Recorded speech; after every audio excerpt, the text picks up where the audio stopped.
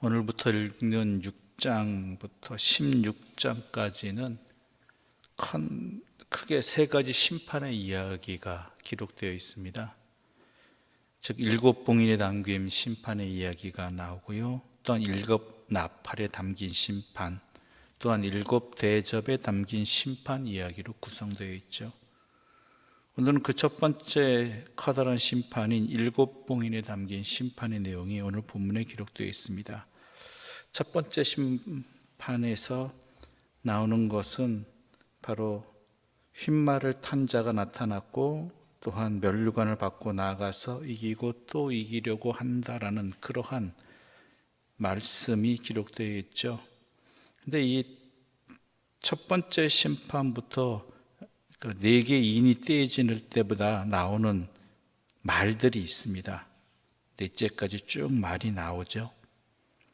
흰말이 나오고, 그 다음에 붉은 말이 나오고, 검은 말이 나오고, 청황색 말이 나오는데, 이 네 가지 말은 스가랴 1장에서 나타난 네 명의 말탄 자들, 또 스가랴 6장의 네 병거가 배경이 돼서 네 마리 말이 등장하는 것은 온 세상 곳곳에 심판이 도래했다는 의미인 것입니다.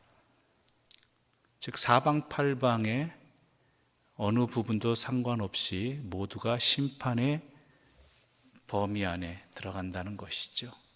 그래서 네 마리 말이 바로 그런 것을 이야기한다고 또한 해석할 수도 있습니다. 동서남북이라고 이야기하지 않습니까? 사방팔방 어디든 심판을 벗어날 수 없다는 의미가 있습니다. 그러면서 온 세상을 향한 심판이 임하게 됐다는 이야기입니다. 둘째 인을 떼자 붉은 말이 나와서 하는 일이 뭐냐면, 허락을 받아 땅에서 화평을 제하여 버렸다는 것입니다. 여러분 오해하지 마십시오. 우리 하나님이 전쟁을 일으키시도록 조장하시는 것이 아닙니다. 인간의 악함을 제한하지 않으시면, 하나님이 제한하지 않으시면 인간의 악함은요 바로 전쟁입니다. 인간 스스로가 일으킵니다. 하나님이 전쟁을 일으키신다 착각하지 마십시오. 인간의 욕망이고 인간의 어리석음이고 인간의 악함 때문입니다. 그나마도 이 전쟁이 일어나지 않는 것은 하나님께서 허락하지 않으시기 때문에, 막으시기 때문에 그런 것입니다. 그러므로 오늘 본문에서 땅에서 허락을 받아 땅에서 화평을 제하여 버리니까 서로 죽이게 되고, 또한 큰 칼을 받게 되었다라는 이야기가 나오죠. 그 다음에 셋째 인을 뗄 때 나오는데, 손에 그 셋째 생물이 검은 말이 나오는데 그 탄자가 손에 저울을 들었다고 되어 있습니다. 그리고 6절 말씀 함께 읽어볼까요? 6절입니다. 내가 내 생물 사이로부터 나는 듯한 음성을 들으니 이르되 한 데나리온의 밀 한 대요 한 데나리온의 보리 석 대로다. 또 감람류와 포도주는 해치지 말라 하더라. 한 데나리온은 무엇입니까? 일반적으로 일하는 사람들의 하루 품삯을 말합니다. 그런데 이 하루 품삯이 무엇과 가치가 같아지냐면, 한 데나리온이 밀 한 대, 또한 한 데나리온이 보리 석 대와 같다라는 것이죠. 이게 무슨 의미냐면은, 곡식이 그만큼 가격이 오른다는 것입니다. 사람이 먹을 게. 밀과 보리라는 건 그 당시 일반 사람들이 먹을 수 있는 가장 기본적인 식량이거든요. 근데 하루 먹을 양이 그만큼 정도 된다. 밀이 한 대 정도 되고, 또는 아니면 보리가 한 석 대 정도 되는 것이 한 가족이 하루에 먹는 보통 일반적인 양이라고 합니다. 근데 하루 벌어서 그거밖에 못 사는 거예요. 우리 식으로 얘기하면 한 가족이 먹을 쌀, 그거 하나밖에 못 사는 거죠. 여러분 그거 가지고 하루살이가 되겠습니까? 먹을 거리가 되겠습니까? 살아갈 수 있습니까? 그 외에 들어가는 비용들이 얼마나 많은데요. 그렇죠? 이것은 뭐냐면, 이 전쟁과 기근으로 말미암아서 이 당시 값어치를 생각한다면 평상시보다 8배나 비싸졌다는 의미라는 것이죠. 우리가 조금만 물가가 올라도 어떻습니까? 요즘 물가 많이 올랐지 않습니까? 벌써 마음이 심란해지죠. 작년하고 다른 물가 지수로 인해서 또한 앞으로 더 오를 거라는 이야기들, 이런 상황 속에서 우리에겐 상당한 불안감이 다가오고 염려가 닥칩니다. 코로나19로 인해서도 그럴 수 있고 전쟁으로 인해서 우리 생필품 값들이 얼마나 올랐습니까? 앞으로 더 오른다는 것이죠. 이것으로 그치지 않는다는 게 문제가 되지 않습니까? 그런 일이 벌어지게 된다는 것이죠. 또한 넷째 인의 이야기가 나올 때 넷째 심판에 그 말탄 자 이름이 사망이고 사망의 뒤를 음부, 지옥이 따른다가 그 음부가 지옥이 뒤를 따른다라고 되어 있습니다. 즉 무슨 뜻이냐? 하나님의 심판이 가차없이 확실하다는 것이죠. 사망으로 끝나는 것이 아니라 무엇이 이어져요? 지옥이 이어진다는 거예요. 이건 하나님의 심판이라는 거예요. 이 사망은.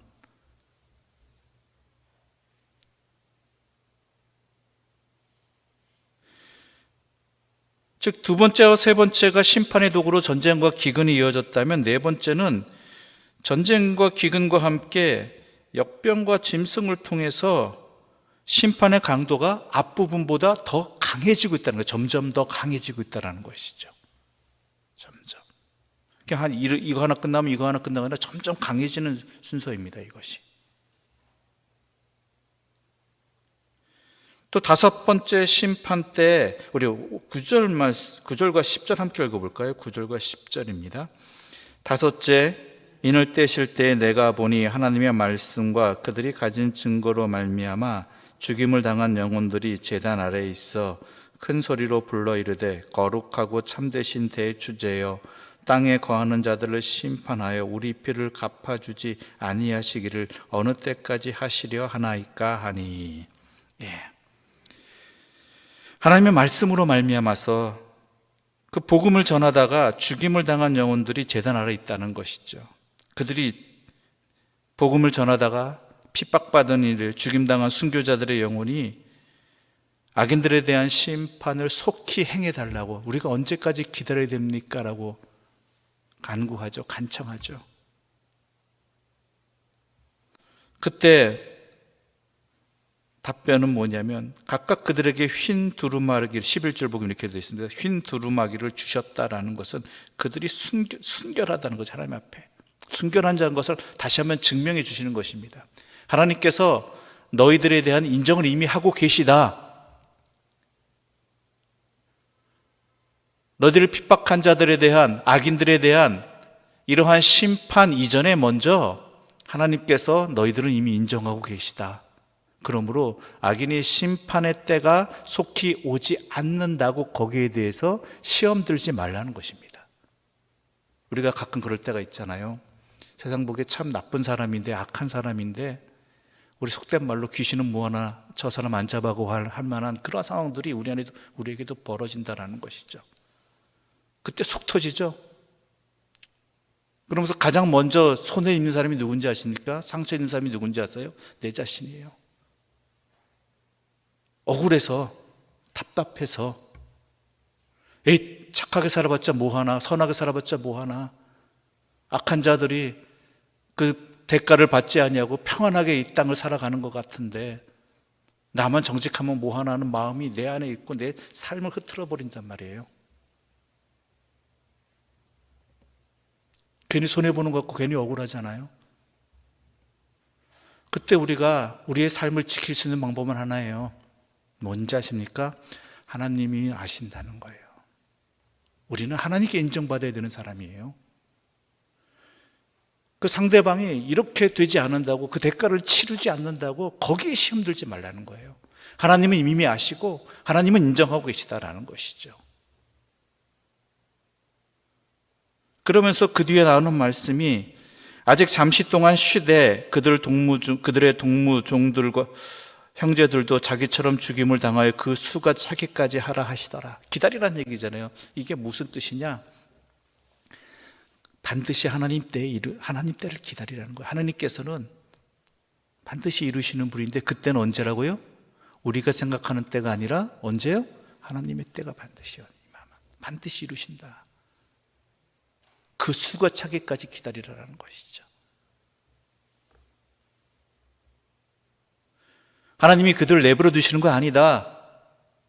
다만 그때는, 그 심판의 때는 하나님께서 정하시는 것이다. 반드시 있으리니 시험 들지 말고 믿음 지켜라라는 거예요.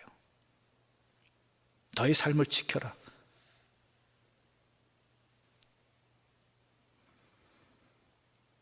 또 여섯 번째 심판에 관한 여섯째 인을 뗄 때 천재지변이 일어나죠. 천재지변이. 그 누구도 예외 없다라는 것입니다. 천재지변이 일어나면 그 누구도 예외 없잖아요. 그렇죠?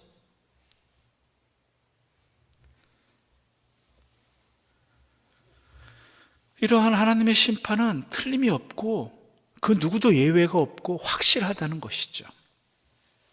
그런데요, 이런 질문을 한 가지 던질 수 있습니다. 왜 하나님께서는 그렇다면 세상을 한 번에 심판하지 않으실까? 그렇죠? 하나님 하실 수 있는 분이십니까? 하실 수 없는 분이십니까? 충분히 하실 수 있는 분이에요. 때로는 이 크게 하면은 큰 세 가지 심판, 각 심판에 또한 첫 번째 심판 같은 경우에는 7 봉인의 이야기가 나오잖아요.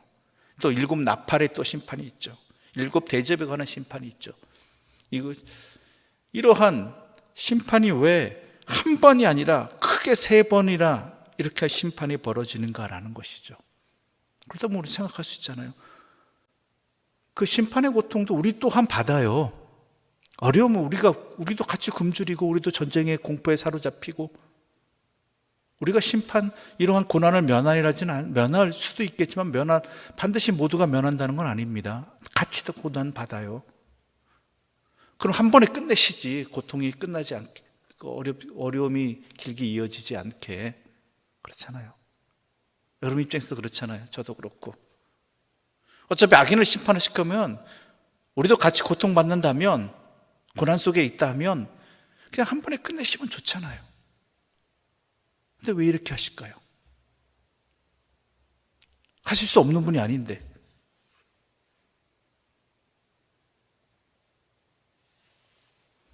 우리 하나님의 사랑입니다.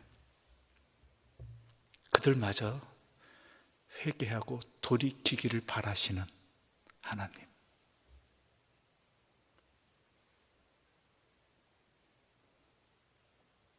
물론 선한 이들이 같이 고통받겠죠. 그러나 그럼에도 불구하고 어때요?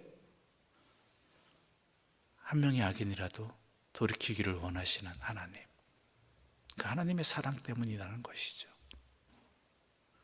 그런데 문제는 뭐냐면 그 기회마저 놓쳐버리면 그때는 끝이라는 것이죠.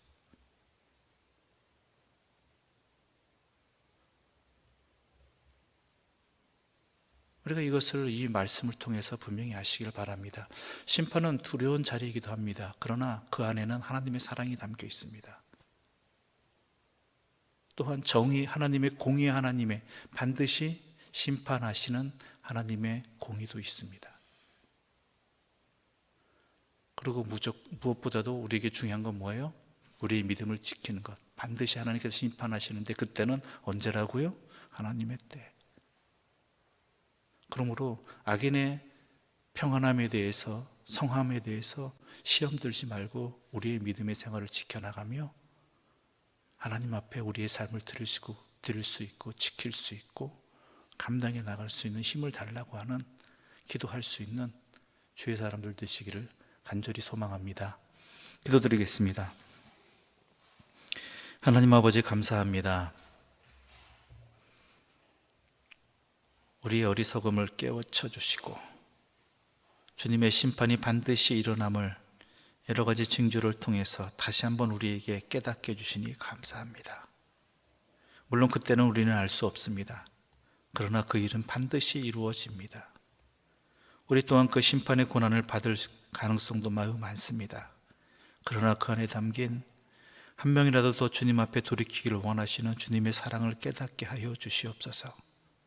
그리고 그 무엇보다도 그 주님의 사랑 때문에 내가 살고 있음을, 내가 그리스도인으로 살아갈 수 있음을 다시 한번 기억하며 그 은혜 가운데 살아가는, 믿음 지키며 살아가는 주의 백성들 되게 하여 주시옵소서. 예수님의 이름으로 기도드립니다. 아멘. 하늘에 계신 우리 아버지, 아버지의 이름을 거룩하게 하시며 아버지의 나라가 오게 하시며 아버지의 뜻이 하늘에서와 같이 땅에서도 이루어지게 하소서. 오늘 우리에게 일용할 양식을 주시고 우리가 우리에게 잘못한 사람을 용서하여 준 것 같이 우리 죄를 용서하여 주시고 우리를 시험에 빠지지 않게 하시고 악에서 구하소서. 나라와 권능과 영광이 영원히 아버지의 것입니다. 아멘.